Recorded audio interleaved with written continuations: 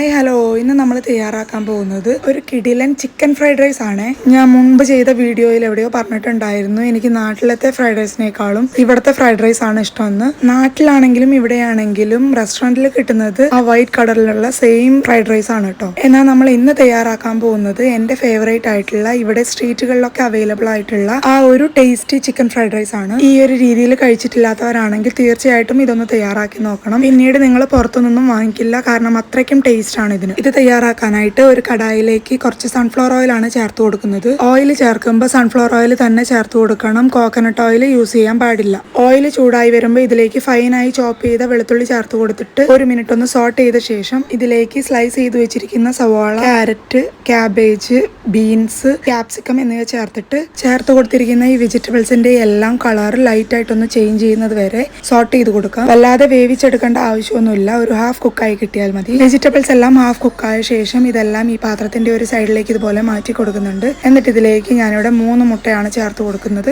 നിങ്ങൾക്ക് വേണമെങ്കിൽ മുട്ട ഇതുപോലെ ഡയറക്റ്റ് ആയിട്ട് ചേർത്ത് കൊടുക്കാതെ ഒരു ബൗളിലേക്ക് പൊട്ടിച്ചൊഴിച്ചിട്ട് മിക്സ് ചെയ്ത് ചേർത്ത് കൊടുത്താലും മതി. മുട്ട ചേർത്ത ശേഷം ഇതിന് മേലെയായിട്ട് കുറച്ച് ഉപ്പും കുരുമുളക് പൊടിയും ഒന്ന് സ്പ്രെഡ് ചെയ്ത് കൊടുക്കുന്നുണ്ട്. ഒരു 2 മിനിറ്റ് ഒന്ന് വെച്ച ശേഷം നമുക്കിതൊന്ന് സ്ക്രാമ്പിൾ ചെയ്തെടുക്കാം. സ്ക്രാമ്പിൾ ചെയ്തെടുക്കുമ്പോൾ വലിയ പീസായി കിട്ടുന്ന രീതിയിൽ വേണം സ്ക്രാമ്പിൾ ചെയ്തെടുക്കാനായിട്ട്. അതിനുശേഷം വെജിറ്റബിൾസും ഇതിന്റെ കൂടെ ഒന്ന് മിക്സ് ചെയ്തെടുക്കുന്നുണ്ട്. ശേഷം നമ്മൾ ഇതിലേക്ക് ആഡ് ചെയ്ത് കൊടുക്കുന്നത് ചിക്കൻ 65 തയ്യാറാക്കിയ ശേഷം കട്ട് ചെയ്തെടുത്തിട്ടുള്ളതാണ്. ഇതെങ്ങനെയാണ് തയ്യാറാക്കുന്നതെന്ന് നമ്മുടെ ചാനലിൽ ഓൾറെഡി അപ്ലോഡ് ചെയ്തിട്ടുള്ളതാണ്. കാണാത്തവരുണ്ടെങ്കിൽ ഒന്ന് പോയി ചെക്ക് ചെയ്ത് നോക്കിയാൽ മതി, ഞാൻ താഴെ കൊടുത്തേക്കാം. ചിക്കൻ 65 കൂടെ ചേർത്ത് ഒന്നുകൂടി ഒന്ന് മിക്സ് ചെയ്ത് കൊടുത്തിട്ട് ഇതിലേക്ക് കുരുമുളക് പൊടി, കശ്മീരി മുളക് പൊടി, garam masala, soya sauce, tomato sauce, red chilli sauce എന്നിവ ചേർത്തിട്ട് നന്നായിട്ട് ഒന്നുകൂടി ഒന്ന് മിക്സ് ചെയ്തെടുക്കുന്നുണ്ട്. ഇതെല്ലാം നന്നായിട്ടൊന്ന് മിക്സ് ചെയ്ത ശേഷം ഞാനിവിടെ ചേർത്ത് കൊടുക്കുന്നത് ഞങ്ങളിവിടെ സാധാരണ ചോറിന് വേണ്ടി യൂസ് ചെയ്യുന്ന പൊന്നി റോ റൈസ് കുക്ക് ചെയ്തിട്ടുള്ളതാണ്. നിങ്ങൾക്ക് ഇതിന് പകരമായിട്ട് കുക്ക് ചെയ്തിട്ടുള്ള ബസ്മതി റൈസും ചേർത്ത് കൊടുക്കാവുന്നതാണ്. റൈസ് കുക്ക് ചെയ്യുമ്പോൾ ചോറിനൊന്നും കുക്ക് ചെയ്യുന്ന പോലെ കുക്ക് ചെയ്തെടുക്കരുത്. ഒരു 1/4 ഭാഗം മാത്രം വേണം കുക്ക് ചെയ്തെടുക്കാനായിട്ട്.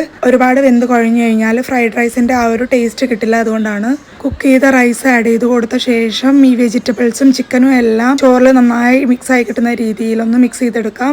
അതിനുശേഷം ചോറിലേക്ക് ആവശ്യമായിട്ടുള്ള ഉപ്പും സ്പ്രിംഗ് ഓണിയൻ ചോപ്പ് ചെയ്തതും കൂടെ ചേർത്തിട്ട് നന്നായിട്ടൊന്ന് മിക്സ് ചെയ്തെടുത്ത് കഴിഞ്ഞാൽ നമ്മുടെ street style chicken fried rice ഇവിടെ റെഡി ആയിട്ടുണ്ട്. ചിക്കൻ ഫ്രൈഡ് റൈസ് ഇഷ്ടമുള്ളവരാണ് നിങ്ങളെങ്കിൽ ഈ ഒരു രീതിയിൽ ചിക്കൻ ഫ്രൈഡ് റൈസ് ഒരു തവണയെങ്കിലും ഒന്ന് തയ്യാറാക്കി നോക്കണം.